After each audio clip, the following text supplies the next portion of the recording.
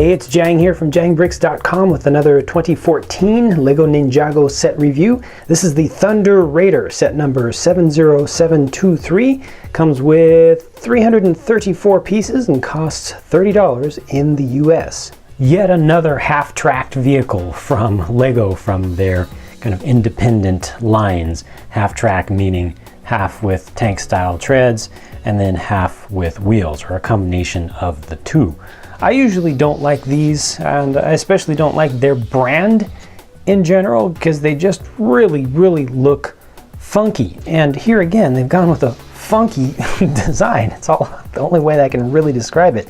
It's jacked up so far in the back, and it's has so much weird ground clearance out of nowhere in the middle, and the tires are just, they don't seem like they're in the same scale as the tracks. However, once you start getting into why things are designed the way that they are and how this thing can be used, it starts to make a little bit more sense. So overall, I mean, you look at it from here, that is an awesome look. I think you've got the two big cannons right here. That is proper. I also like the stickers. I'm not a big fan of stickers, but these really add, I think, to the look of the thing, to the texture of it, and it fits together well. You've got some interesting design work there with the different angles that go together, and different stickers here. You got overall a three-tone color scheme. You can see stuff in the back kind of moves around a little bit. That's a little bit odd, unless you already know what exactly is going to go on back here, which I can now show you. All this back here, that comes off. And then you take this, flip it around, turn these up. Uh-oh, we got some transforming features going on here. Flip these around forward, flip this around forward, and now you have a mech and a vehicle. Okay, now things are getting better. However, it continues to get better. Flip these open, flip that like that, and all this here, shoom, comes back in there like so. Now this looks like almost like a ground fighter. And now I think that the proportions actually look a little bit better. They make a little bit more sense. You got this extra space here, kind of balances out the space here. This is pretty cool looking. So let's just look at the vehicle itself first in this secondary mode. You've got a bunch of cannons here, which fortunately they're not flick missiles because they're kind of lined up with the tracks. You would kind of shoot your own tracks off if you tried to fire those, but just pretend that they're not actually lined up there. Pretend they're going to shoot just past it. This kind of works like a handle now, so this is really good for playing for kids, because they can just hold this and jump and stuff. That's really good. I think probably more vehicles should have some kind of handle feature. Otherwise, you could just kind of hold it under here, but I think this is cooler. Just easier. The canopy opens up, of course. You've got a very old print piece used here that they've brought back. I figure it does have to sit back a little bit, but this works out pretty well. The most interesting thing about building this for me was learning that you can combine together these little clip pieces with these ratcheted pieces. Those actually go together and they'll snap together. See, there's that little bit of round bit in there.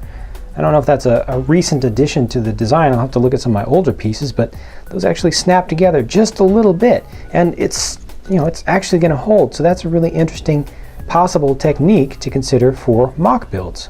The vehicle belonged to Jay. The mech belongs to Cole. The design of the mech is pretty simple. It doesn't have any hands or anything, but I really appreciate how tall it becomes, how large it becomes. You can just see the difference in scale there between the minifig and it. It's pretty big, and it has pretty good coverage of parts. Around the feet, it's covered up pretty well. The shoulders are nice. I like the cannons. Not a whole lot of pieces used there, but they look good, and does still, even though they're shooters, they do still have that martial arts style with the use of these larger scale sword pieces.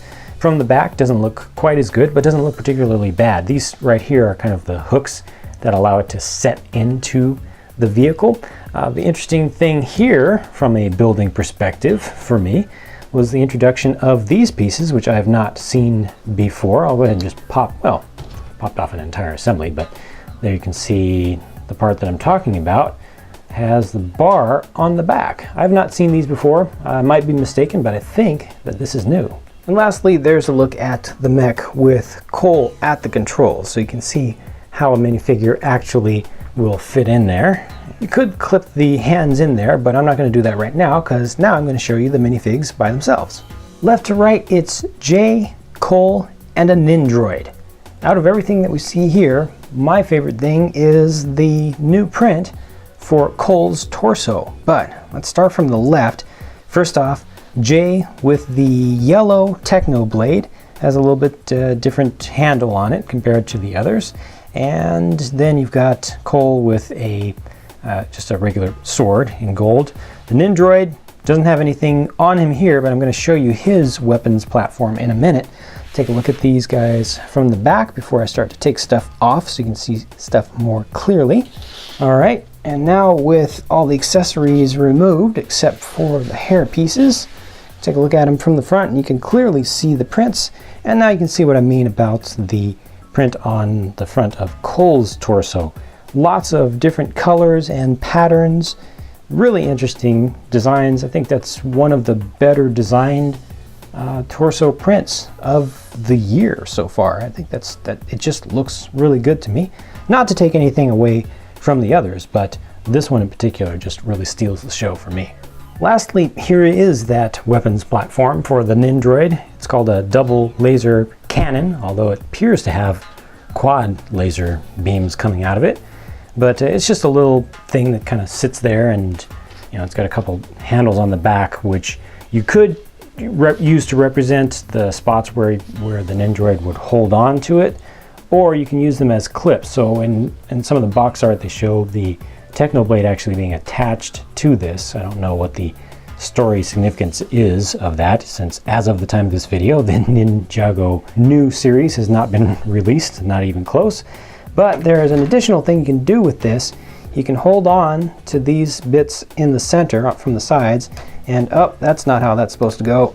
There we go, that's how it's supposed to go. It's a little bit awkward how these come off because everything has the same friction, but these can be used as weapons by the Nindroid. It's kind of like he has double lightsabers or something like that.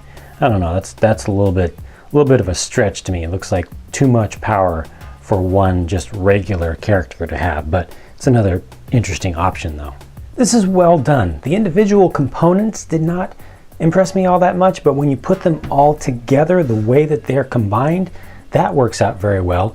And I think that you get a good value for the price that you pay. So overall, this is another one that I think is done well and I think is a good buy. So that's it for my thoughts on this one. Thank you so much for watching. Hope that had good information for you and was possibly a little bit entertaining for you. I've got a lot more videos to come. We're right in the middle of the 2014 release season as this video is being recorded. So stay tuned for more. Watch for all my updates at jangbricks.com. And if you want to see more quickly, as soon as stuff comes out, watch it at the blog and subscribe to the channel to get notifications automatically. Talk to you again soon.